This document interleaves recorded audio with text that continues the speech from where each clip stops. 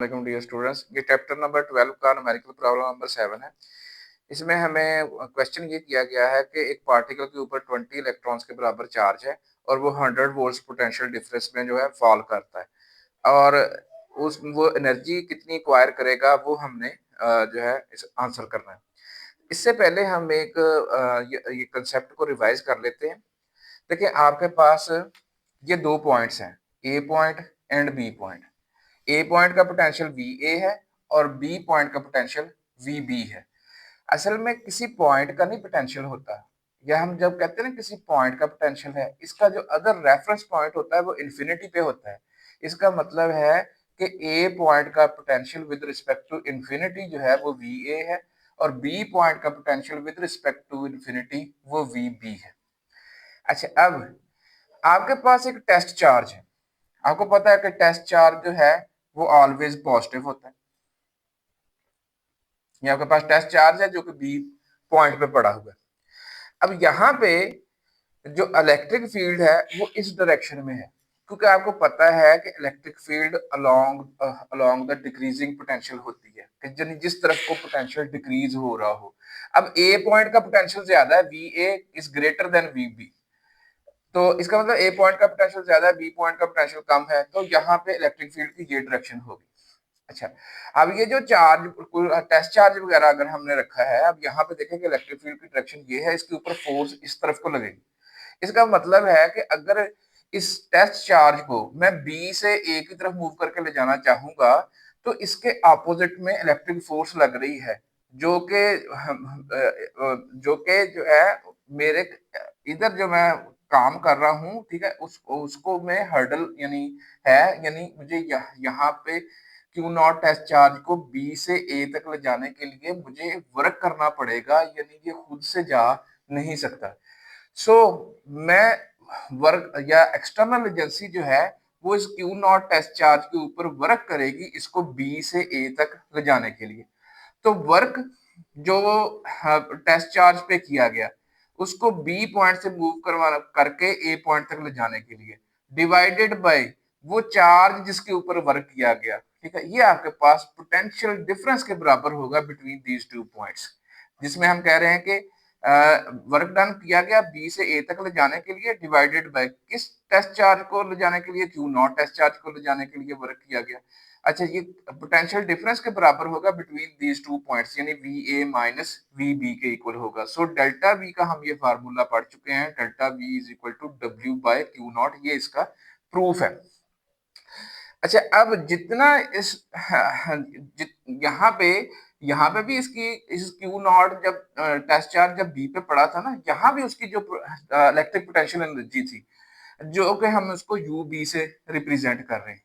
अब जब हम इसके ऊपर वर्क करके इसको यहाँ लेके आए हैं तो जितना हमने इसके ऊपर वर्क किया है ना उतनी इस चार्ज की जो इलेक्ट्रिक पोटेंशियल एनर्जी है वो बढ़ गई है। इसका मतलब है कि जितना वर्क किया जाएगा उतनी increase in electric potential energy आएगी। अच्छा, अब इसका मतलब है this work done is equal to the change in electric potential energy of that test charge, जिसके ऊपर भी हमने वर्क किया उसकी वो उतनी इलेक्ट्रिक पोटेंशियल एनर्जी इंक्रीज हो जाएगी। So this work done will be equal to delta U by Q not. ये delta U increase in electric potential energy है और डेल्टा यू किसके बराबर है, वो जो क्यू नॉट की electric potential energy at A minus Q naught की electric potential energy at B. अच्छा, तो अब यहाँ से देखें कि अगर आपने वर्क मालूम करना है इस क्यू नॉट को उठा के डेल्टा वी से मल्टीप्लाई कर दें, या आपने एनर्जी रिक्वायर्ड मालूम करनी है आप क्यू नॉट को उठा के डेल्टा वी से मल्टीप्लाई कर दें, तो ये वो फार्मूले हैं जो आज के टॉपिक के हवाले से इस्तेमाल होने। अच्छा, अब आज के हमारे टॉपिक में ये बताया गया कि आपके पास जो चार्ज है किसी पार्टिकल के ऊपर वो 20 इलेक्ट्रॉन्स के बराबर उसके ऊपर चार्ज है। अच्छा, अब जो डेल्टा वी है, दो पॉइंट्स के दरमियान पोटेंशियल डिफरेंस है वो 100 वोल्ट है, जिन दो पॉइंट्स के दरमियान ये चार्ज जो 20 इलेक्ट्रॉन के इक्वल है ये मूव करता है। अच्छा, अब ये मूव करेगा तो या तो ये एनर्जी हासिल करेगा या एनर्जी खर्च करेगा। जैसे ये क्यू नॉट है, जब हम इसके ऊपर वर्क करेंगे इधर को, ठीक है, तो जितना इसके ऊपर वर्क किया जाएगा ये उतनी एनर्जी जो है वो हासिल कर लेगा। लेकिन अगर इसको यहाँ पर लाके आज़ाद छोड़ दिया जाए तो फिर ये हाँ, फिर ये इलेक्ट्रिक फील्ड की डायरेक्शन में जाएगा और ये एनर्जी जो है वो जो इसके पास इलेक्ट्रिक पोटेंशियल एनर्जी यहाँ पे होगी उसको कंज़्यूम करेगा यानी खर्च करेगा। तो आप इसको एनर्जी जो ये भी कह सकते हैं कि एनर्जी एक्वायर भी कह सकते हैं या एनर्जी डेसिपेटेड भी कह सकते हैं। जब चार्ज के ऊपर वर्क किया जाता है वो एनर्जी हासिल करता है और जब चार्ज वर्क करता है तो वो एनर्जी जो है वो डेसिपेट करता है यानी उसके पास जो एनर्जी होती है उसमें उसको खर्च करता है। तो ये तो इसका मतलब है कि आपके पास अगर आपने ये एनर्जी के रिलेटेड आपने ये इसको सॉल्व करना है तो आप delta V is equal to delta U by Q लिखेंगे। अब ये Q जो है इधर डिवाइड हो रहा है, इधर आके मल्टीप्लाई हो गया। तो energy acquire is equal to Q into delta V। अब Q कितना है? 20 इलेक्ट्रॉन के बराबर चार्ज है और डेल्टा V जो पोटेंशियल डिफरेंस है वो 100 वोल्ट है। यहाँ से आपके पास आ गया 20 into 100 that is 2000 electron volt और इसको हम लिख सकते हैं 2 मल्टीप्लाई 10⁻³ इलेक्ट्रॉन वोल्ट। अच्छा, तो आप अब यहाँ पे ना हमें ये कहा गया था कि आप जो है आंसर जो देंगे एनर्जी का वो आप इलेक्ट्रॉन वोल्ट में देंगे। इलेक्ट्रॉन वोल्ट असल में एक छोटा यूनिट है एनर्जी का जो एज कम्पेयर टू जूल।